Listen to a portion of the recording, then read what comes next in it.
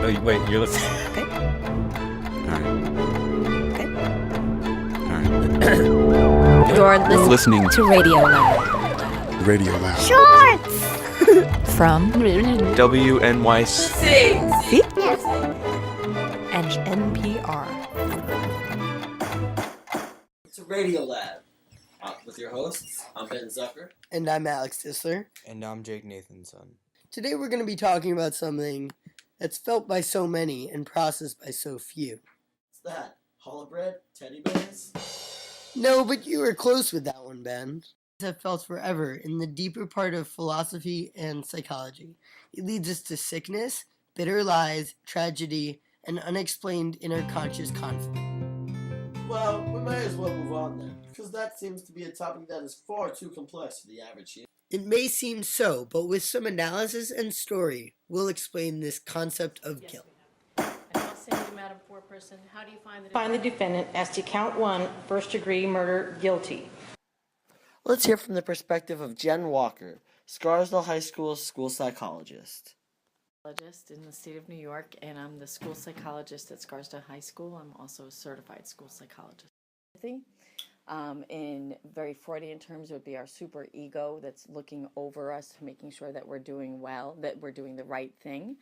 It's right versus wrong, and having a sense of right versus wrong, plus that sense of empathy where we care about other people. So we have relationships with other people, and we don't want to hurt those other people. Well, that was pretty interesting, but who is Sigmund Freud? Sigmund Freud is also one of the most influential and controversial thinkers of the 20th century. His work and theories help shape our views of childhood, personality, memory, sexuality, and therapy. Freud's theories were enormously influential, but subject to considerable criticism, both now and during his own life. His ideas had such a strong impact on psychology that an entire school of thought emerged from his work. While it was eventually replaced by the rise of behaviorism, psychoanalysis had a lasting impact on both psychology and psychotherapy. So there you have it, folks. You heard it from a psychologist. There's nothing else? Not different types of guilt being raised into it? Cheaters, criminals, war survivors, or even in the most common sense of lying? Doesn't that plague people with guilt daily? Where does this guilt really come from? Is it a conscious feeling, or is it something humans will and have always felt? Well, I think it would be knowing that you did something that was wrong, or that you at least felt was wrong, or either personally or socially, whatever. Okay. So as we can see, guilt comes from everywhere, from the most simple things to being a war criminal. We can be raised into guilt, to be extremely prone to it, or to not feel guilt at all. I read a book once. Interesting. I only say this because I want you to know that I am in fact literate. Anyways, this book, The Stranger. Yes. The character was almost guiltless, and he committed all these crimes and talked to all his friends in a sociopathic, non-guilty way. Beneath a veil of brine and tears my eyes were blinded.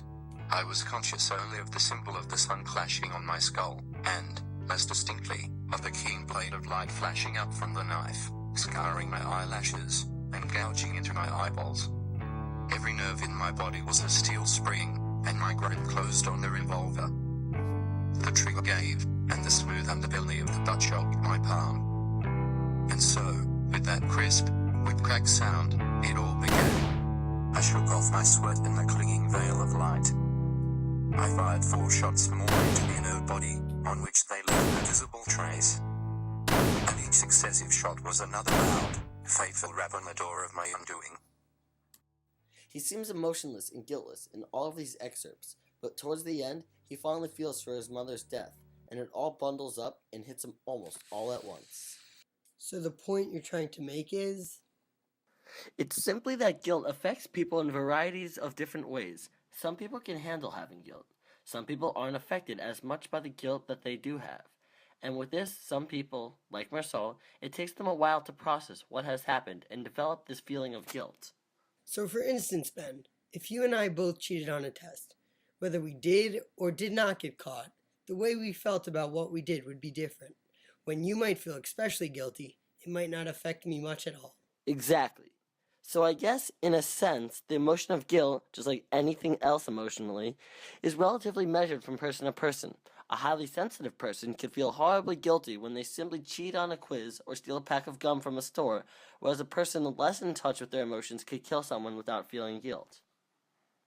Now from our sponsor. 1-877 Cards for Kids. KARS Cards for Kids. 1-877 Cards for Kids. Donate your card today. 1-877 Cards for Kids. KARS Cards for Kids. 1-877 Cards for Kids. Donate your card today. And we're back! Where does age come into play with this concept of guilt? Guilt is vastly affected by someone's history or childhood. If you're faced with stress and pressures as a child, it can make you a permanently guilty person. Why this is because if you have a lot of pressures as a kid, it can create anxiety and guilt from your failures. And anxiety coincides with guilt, doesn't it? If you constantly fail or don't succeed up to someone's expectations as a child or even young adult, it can leave you with an emotional scar, leaving you to be guilty or especially prone to guilt later in life. This bend could cause a couple things. The first thing this could do is leave someone with an emotional wound, creating self-accumulated and somewhat false guilt because that person is too hard on him or herself. This could create either success or failure depending on the person. It could create a forever emotionally unstable and fragile person as an adult, or it could create someone who is very in line and knows to follow the rules in order to not feel this guilt they've experienced in the past. So how much guilt is the right amount of guilt to shape a person to be a typical human being without having too much guilt to destroy a person?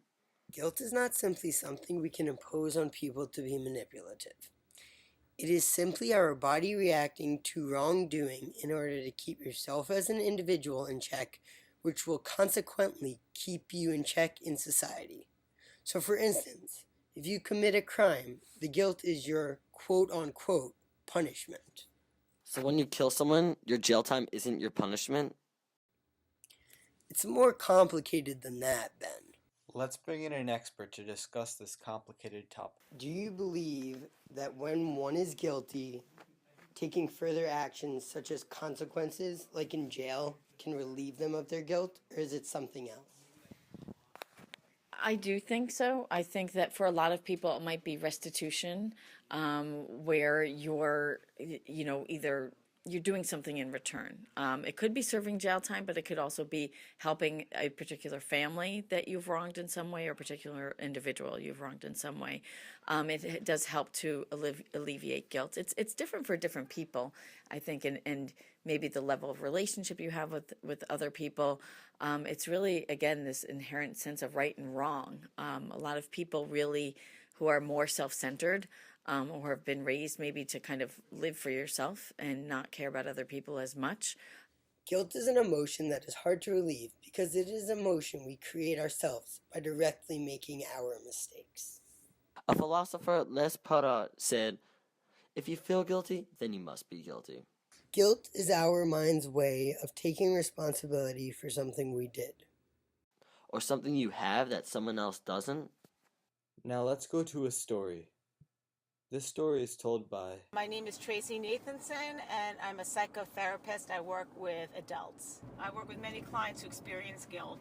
For instance, I have one that feels guilty that she is in graduate school and doesn't have to be working like her friends, and feels embarrassed by that and ashamed.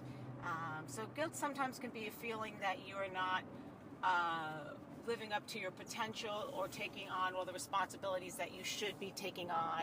And so then you will experience a sense of guilt or shame around that. And that's what one of my clients experiences.